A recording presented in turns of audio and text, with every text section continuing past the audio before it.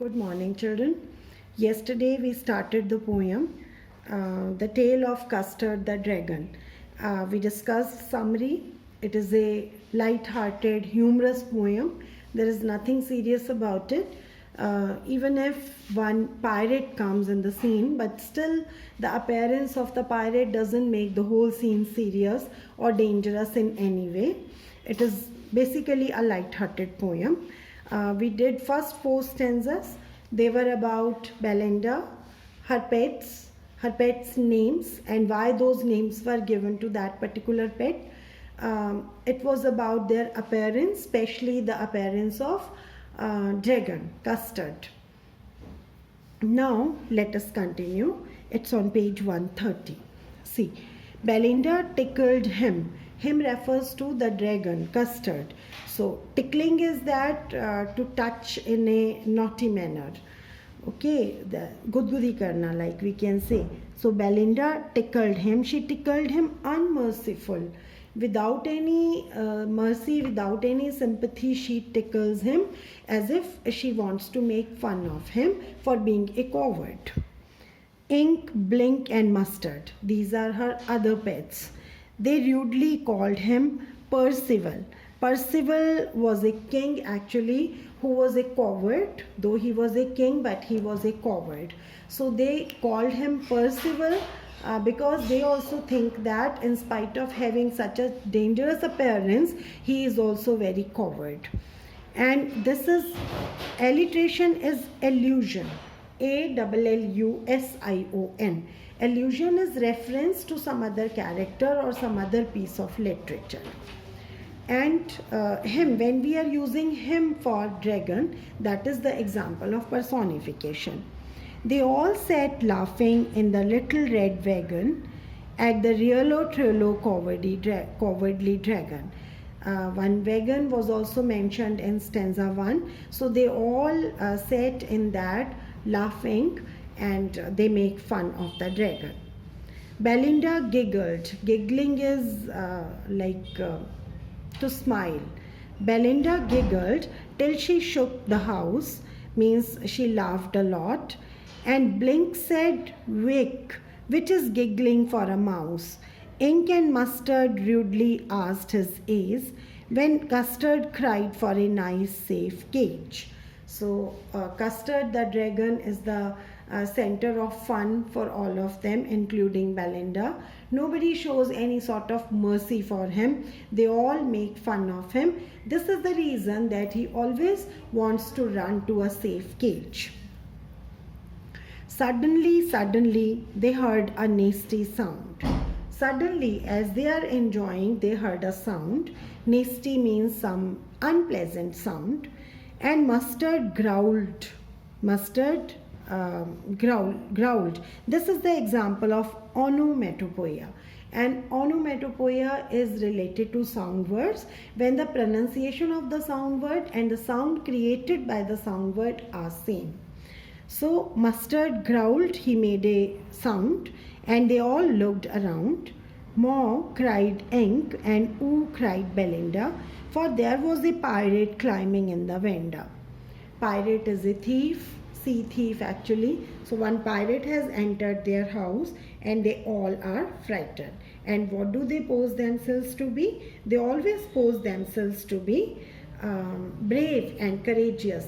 But when the opportunity came, when they could show their bravery, they all hid at safe places.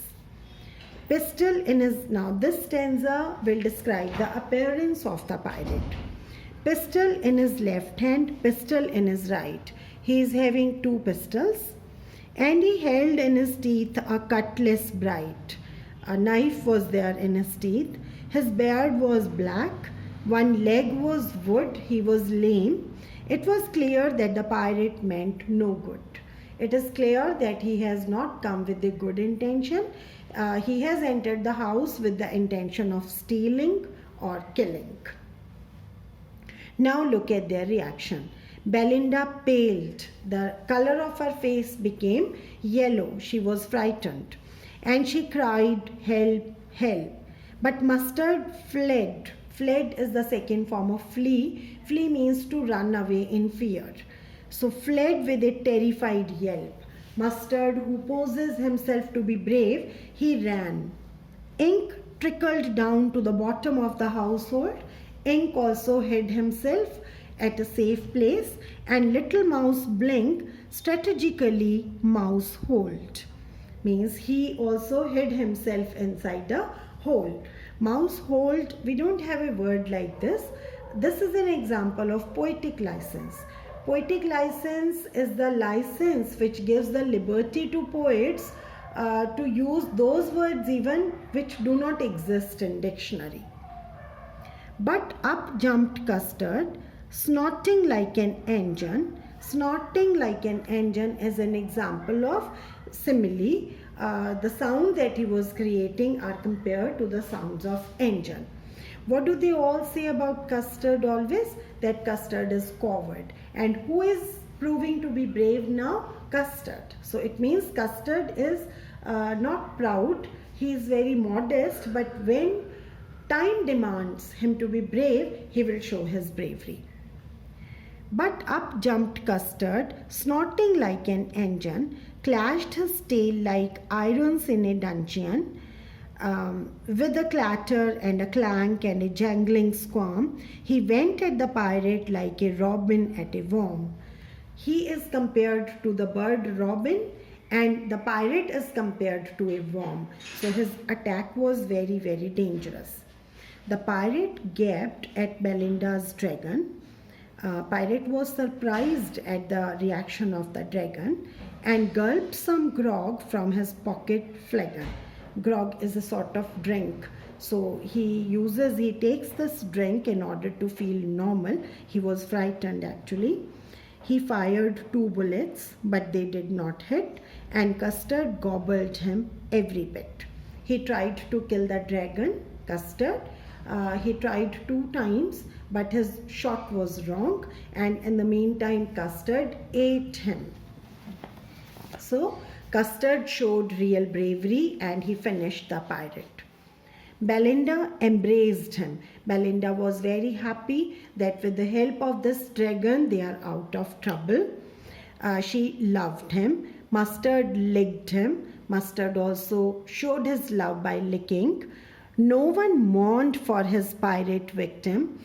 Mourn means cried. Nobody cried on the death of that pirate because they all thought that the pirate deserved that. Ink and Blink in glee did gyrate. Gyrate is a sort of dance. They moved around. In glee means happiness. They are happy that they are safe now. Around the dragon, that was the pirate that ate the pirate. So all of them for some time praised him, loved him for his bravery. But let us see whether their reaction remains the same or not. But presently up spoke little dog Mustard. I would have been twice as brave as if I had not been flustered. Okay. Look at the fun of the line, irony of the line. If I had not been frightened, I would have shown more bravery. So if you are frightened at the sight of a thief, how can we expect you to show bravery? And up spoke Ink and up spoke Blink. We would have been 3 times as brave, we think. Everybody is again posing that they are braver than dragon. And Custard said, I quite agree that everybody is braver than me. Custard is very modest. He says, yes, I agree, you all are braver than me. Belinda still lives in her little white house with her little black kitten and her little grey mouse and her little yellow dog and her little red wagon and her real trollo little pet dragon. This is repetition of the first stanza. She still lives there. Belinda is as brave as a barrel full of bears, and Ink and Blink chase lions down the stairs. Mustard is as brave as a tiger in a rage, but Custard keeps crying for a nice safe cage.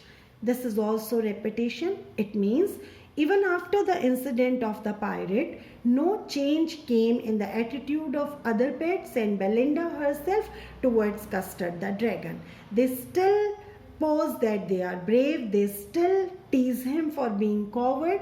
And dragon, the custard the dragon doesn't say anything. He doesn't protest, he doesn't show his bravery. He just goes to a safe place to save himself from that mockery. Okay, this is the explanation of the poem. So far as the question answers are concerned, I will send you a PDF of the question answers. They may be more, but you have to write only textual questions in your notebook. Don't write other questions. Other questions will be for reading only. Okay, thank you.